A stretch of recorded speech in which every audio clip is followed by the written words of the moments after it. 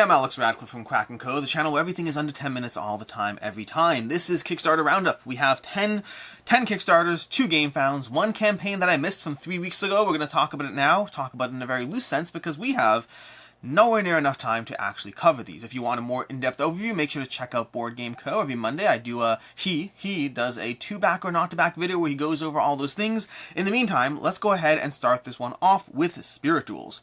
Spirit Duels, a non-collectible competitive card game of evolving creatures and tactical combat. This is a 2-player head-to-head game which you can either use pre-constructed decks or alternatively you can build out your own decks using various Pokemon adjacent characters that you can level up. You can evolve them to the next stage as you play cards to, well, take down your opponent in one way or another, either doing move actions, a variety of different rolling your dice in order to power up your elementals, your Pokemon, your spirits they're really called. That's the one. That's going to be Spirit Duels. 2-player head-to-head. Pledges coming in at $49 for the basic pledge, $59 for the Radiant pledge. That's going to be the main Kickstarter offering, and then $399 to design your own spirit line.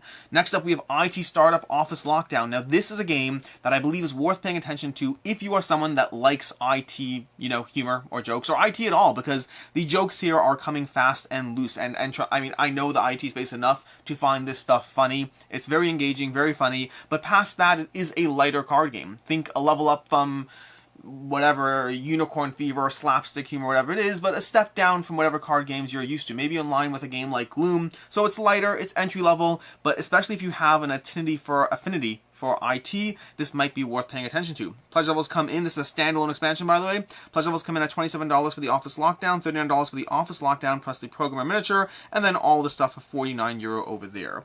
Next up we have Fliptown. Fliptown is designed by Stephen Armani. This is $19,000, 708 backers so far. Fliptown is a roll and write game. A roll and write game for 1 to 4 players. There's a baked in solo mode in case you're interested. It was designed solo and then he had other things added on after that. But then past that you're going to be drawing cards in this Western theme flip and write. You're going to be drawing a bunch of cards, assigning them to the location you're going, the number you're using, and the last card goes into your poker hand that you're going to be building across 5 rounds of play in each of 3 ages. You're going to be doing that, trying to maximize your return in one of those classic flip and write style games in which everything you do leads into something else, chains off, and activates a whole bunch of other things. Fliptown is going to be the kind of game worth paying attention to if you like games like Fleet the Dice Game, or Three Sisters, or Hadrian's Wall, or Ganshun Clever.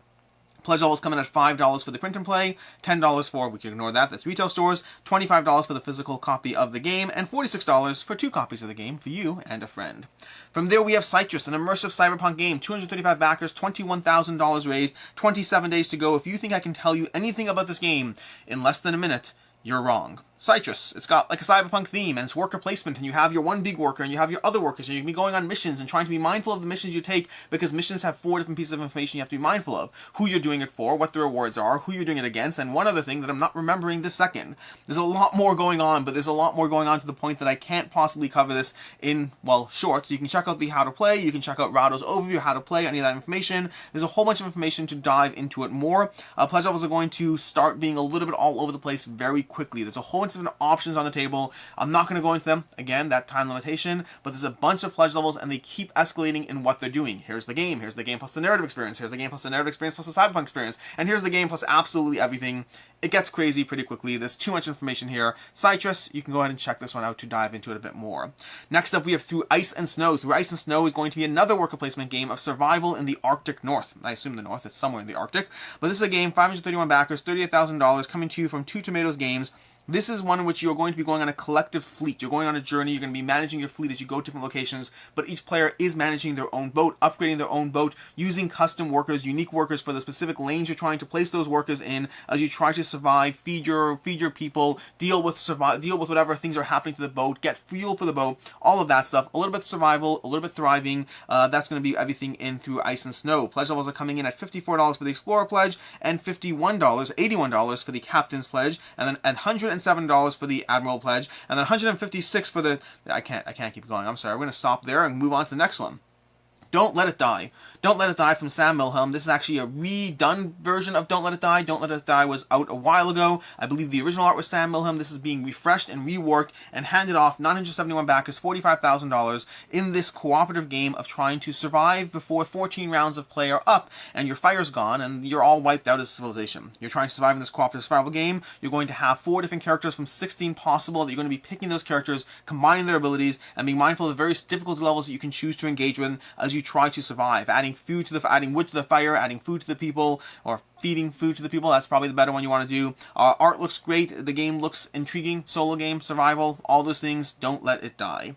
Next up, we have G.I. Joe Mission Critical. G.I. Joe Mission Critical from Renegade Games. $80,000 raised, 632 backers. If this game looks at all familiar, if that board looks at all familiar, that's because you've been playing Power Rangers Heroes of the Grid. This game is using the Guardian system, which is basically using the system used in Power Rangers Heroes of the Grid, and it seems to be 98% the same game. If you have Power Rangers Heroes of the Grid, you're basically going to be doubling down on a new theme with the game, new characters, new stuff. There's definitely new stuff, but it's basically the same game. Think Zombicide, think another Zombicide. I do wish they had changed the board up in some way. That's a longer conversation. We won't get into that, but overall, it's basically a new theme layered on top of a system that has worked for a lot of people, coming in at $99 for the base pledge and $145 for the all-in. Rest assured, if this does well, there'll be expansion content, you'll be able to get more stuff, all those things will go to retail, and I assume it'll do well. I mean, it's doing decently so far, and that's, yeah, it's not a cheap game either. Moving on to Waste Knights Beyond the Horizon expansion. $107,000 raised, 1,699 backers, 21 days to go. This is the expansion for Waste Knights, a choose-your-own-adventure RPG story-driven game. Waste Knights is a post-apocalyptic in Australia themed game in which you are trying to use your character, use your vehicle, use your gear, level up, go on adventures, make choices, go through a giant journal full of tons of interactive story options, and Waste Knights Beyond the Horizon is bringing in a bit of a Waterworld feel on top of that Australia post-apocalyptic feel. You're going to have a new board with a central island, various locations you can move off to. You're going to have the possibility of, well, all these water tokens and the ways they interact. You have a bunch of boat tokens that are going to be given in as well, in addition to new vehicles. Past that, new characters, new items, new gear, new vehicles, new everything in the game. This is a big box expansion to the world of Waste Knights from Galacta Games. From there we have Anunnaki Dawn of the Gods, a 4X Euro game, 1,500 backers, $170,000, designed by Simone Luciani and Daniele Sabbia. I love some of their games. This is a hard one for me because the price point is it's a lot of money for this game. You're talking about €89 for the game, $96, and you're talking about €175, $187 for the Mythic Pledge, which is a whole bunch more factions, more tribes, more characters, more guardians, whole bunch more things for the game. But Anunnaki Dawn of the Gods is giving you a Euro 4X experience, which is something we've seen promised us before in Voidfall, but Voidfall hasn't delivered, and I haven't played Voidfall. What do you get? Do you get both? Either, none? There's a lot of information here. I can't heavily go into this one in a minute either. 4X Euro game from, an acclaimed company and acclaimed designers, but also a lot of money. Moving on from there, we have Wayfarers of the Scythe Tigris, $196,000, 3,000 backers, 15 days to go from Garpole Games and Shem Phillips. Speaking of acclaimed designers, speaking of acclaimed background and all that, this is dice placement in the next of the West Kingdom trilogies, except it's not really the West Kingdom anymore. Now it's the South Tigris instead, an entirely new, different world, but utilizing the same system and style of game design in a new version of a game. This is going to be the new start of, well, a whole bunch of games in the South Tigris trilogies, I imagine. And you're looking at basically $44 for the base pledge, or $54 for the coin fare, which will give you the metal coins as well. More information to go through, more options to play it online if you want to try on Tabletop Simulator, or check out a dozen content creators to find out more information about this game. And from there we go to Uprising, Titans of the First Age, by Nemesis Games. This, by the way, is the point in the video where I'm like, I have 2 campaigns left, I've made good time, I can take my time, I can't take my time, 90 seconds will disappear before you know it. Uprising Titans of the First Age is another expansion. We got a bunch of expansion stuff today.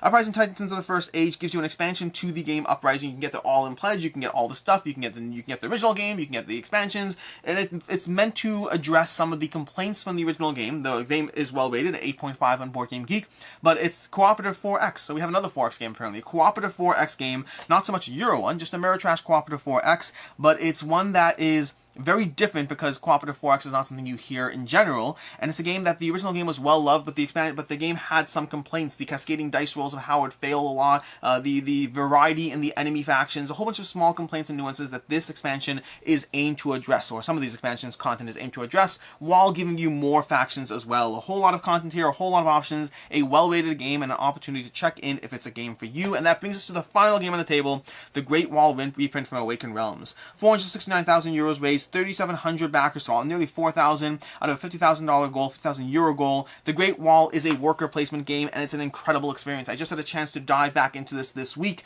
and it holds up. And if anything, it's higher than where I left off. I love the Great Wall. It is a really, really excellent game of powers and abilities, of worker placement, of defending your wall against the invading horde, and you have to be mindful of all the options on the table. And the Black Powder expansion is excellent, and you should try it. And I should really dive into the other expansions, and that is where I'll leave you. I recognize I haven't covered the pledge levels, but I don't have time. This is Quack&Co, where more time watching means less time playing. Other way around.